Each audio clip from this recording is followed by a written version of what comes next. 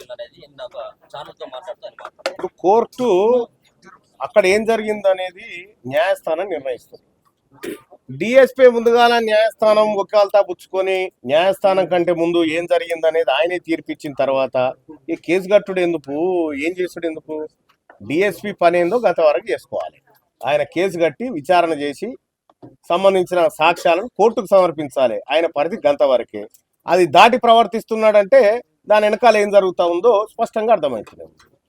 ఆ పాప పైన ఎక్కడ కూడా చిన్న స్క్రాచెస్ కూడా లేవు, మేము కూడా పరిశీలించడం జరిగింది. అవును, పాప పైన ఏం జరిగింది అనేది FSL report, post mortem report వచ్చిన తర్వాత నిర్ణయం తీసుకుంటామని చెప్పారు కదా. మరి రెడ్లకు కూడా దెబ్బలు తాకినాయని ఎఫ్ఎస్ఎల్ రిపోర్టు ఇవన్నీ రిపోర్ట్లు వచ్చేదాకా ఎందుకు ఆగలేదు? మరి ఇది ఒక డ్రామా. అంటే పోలీసులు క్లియర్ గా మీకు ఒక బైట్ రిలీజ్ చేయమంటే చేస్తా. ఆ దాడిలో పోలీసు వాళ్ళు కూడా ఉన్నారు. నాకు ఎక్స్క్లూజివ్ వీడియో వచ్చింది.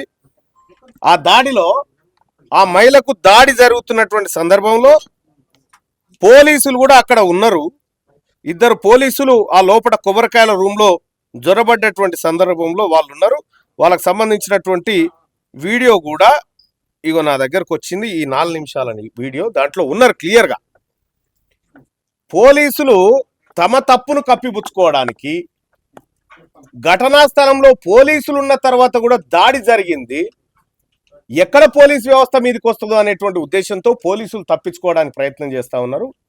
హత్యా నేరం కేసుల్లో రెడ్లనే కాదా పోలీసులను కూడా పెట్టాలని చెప్తున్నారు. అసలు ఆ పాపే లేదు అక్కడ, ఆమెతో పాటు తల్లితో పాటు అన్నటువంటి సిగ్గుందా ఏమన్నా చెప్పడానికి? ఇందులో లేదా? ఆ పాప లేదా?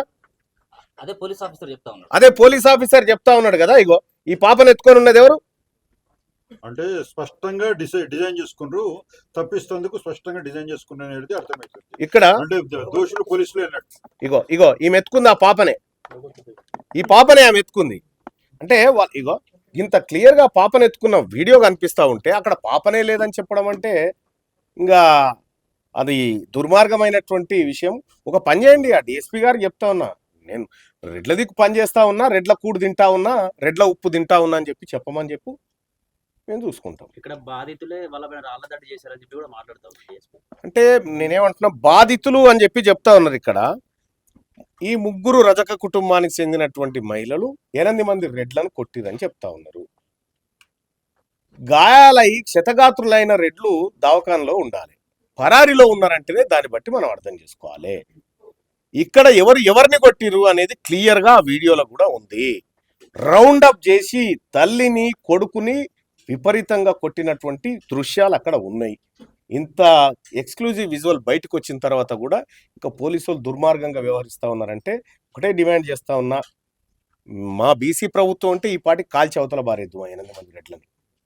పాప నెలలు నిండక ముందుకే పుట్టింది, హాస్పిటల్ నుంచి కూడా ట్రీట్మెంట్ మధ్యలో తీసుకొచ్చి ఇదంతా కూడా కులానికి రుద్దుతున్నట్టు అంటున్నారు. ఒక విషయము, 100లో 20-25 మంది పొరగాళ్ళు ఇప్పుడు 7 నెలలకే పుడుతున్నారు.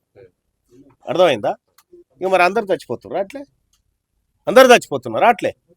అంటే నేను ఒకటి ఏం చెప్తున్నా అంటే, నువ్వు తప్పించుకోవడానికి కారణాలు వెతుకుతా ఉన్నావు, కానీ అసలైనటువంటి దోషులను పట్టి సమాజం ముందు చట్టం ముందు నిలబెడదామనేటువంటి ఉద్దేశం పోలీసు వాళ్ళకి లేనప్పుడు ఇటువంటి చిల్లర కూతలు కూస్తూనే ఉంటారు. ఇంకొకసారి ఆ బిడ్డ మరణం పైన ఎవడన్నా తప్పుడు కూతలు కూస్తే నాలిక జీరి పారేస్తాం. ఏదైతే బీసీలకి రక్షణ చట్టం కావాలని చెప్తున్నారు కదా, సాధ్యమైందా? ఆంధ్రప్రదేశ్ లో సాధ్యమైంది కానీ నిన్న ఏపీలో సాధ్యమైంది కదా. గురువు దగ్గర సాధ్యమైంది, శిష్యుని దగ్గర సాధ్యంగా ఎన్నికల ఎందుకు ఇచ్చారు బాబు? ముఖ్యమంత్రి ఇంత జరిగినా స్పందిస్తలేడు కదా. ఈ చట్టం తీసుకొచ్చడానికి ముందులో ఉంటాడు అసలు. ఆయననే ఉండకుండా చేస్తాం రాజకీయంగా. ఆయనను ముఖ్యమంత్రిగా లేకుండా చేస్తే మేము ఎట్లా తెచ్చుకోవాలో మాకు తెలుసు కదా. ఏదో ఇప్పుడు అధికారంలో ఉన్నాడు కాబట్టి చెప్తున్నాం. ఇంకో 2 ఏళ్ళు ఉంటాడు, ఆ తర్వాత ఈ రెడ్లు వెలమల ప్రభుత్వాలు ఉండయి. మా ప్రభుత్వాలకు వచ్చిన తర్వాత ఏం తెచ్చుకోవాలో అది తెచ్చుకుంటాం.